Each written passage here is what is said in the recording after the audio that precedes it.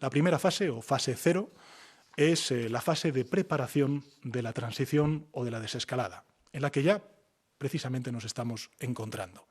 Es la fase preparatoria, en la que además de las medidas de alivio comunes para todo el país, que hemos aprobado y que han empezado a beneficiarse el conjunto de la sociedad española, como por ejemplo la reciente medida aprobada para los menores o la proyectada para el próximo 2 de mayo de salidas y ejercicios individuales de los adultos, se abrirán pequeños resquicios de actividad económica.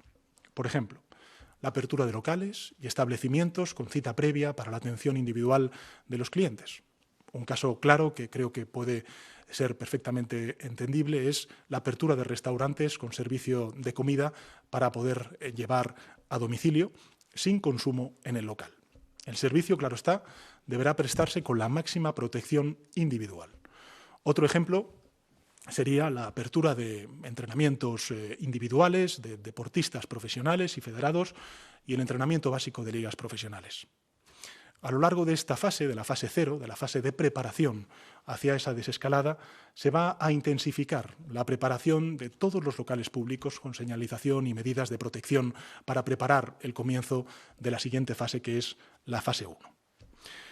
La fase 1, o fase inicial, en función de los criterios que más adelante describiré, se permitirá en cada espacio territorial definido, en principio la provincia, el inicio parcial de ciertas actividades.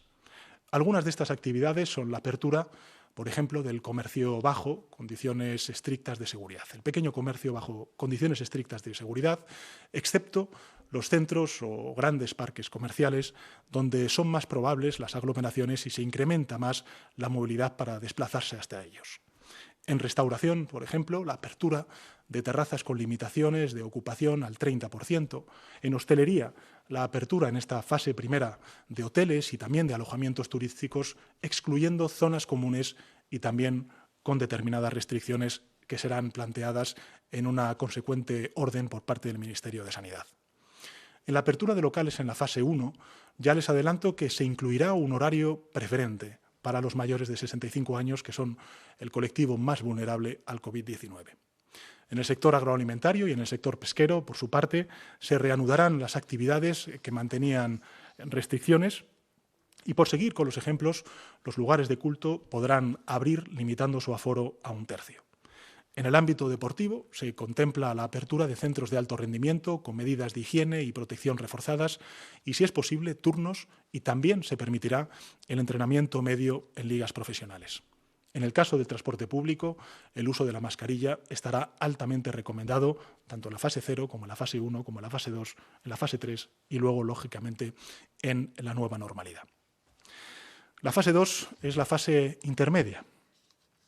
Si se cumplen las condiciones y los marcadores estipulados en, por ejemplo, actividades como la restauración, se abrirá el espacio interior de los locales con una ocupación de 1/3 del aforo y garantías de separación y solo para servicio de mesas. El curso escolar comenzará en septiembre. Ahora bien, en esta fase segunda hemos establecido algunas excepciones para reabrir centros educativos con 3 propósitos que estoy convencido ustedes podrán compartir. En primero de ellos es el de las actividades de refuerzo. En segundo es el de garantizar que los niños menores de 6 años puedan acudir a los centros en caso de que ambos padres tengan que trabajar presencialmente y, lógicamente, también para celebrar la EBAU. Por seguir con los ejemplos, se prevé la reanudación de la caza y pesca deportiva y, en cuanto al ocio y la cultura, se reabrirán cines, teatros, auditorios y espacios similares con butaca preasignada y una limitación de aforo de 1/3. También serán posibles en esta fase las visitas a monumentos y otros equipamientos culturales como salas de exposiciones, salas de conferencias, con 1/3 de su aforo habitual. Y se podrán celebrar los actos y espectáculos culturales de menos de 50 personas en lugares cerrados con 1/3 de aforo, y si es al aire libre serán posibles cuando congreguen a menos de 400 personas siempre y cuando sea sentado. Los lugares de culto deberán limitar su aforo al 50% en esta segunda fase. La fase tercera es la fase avanzada.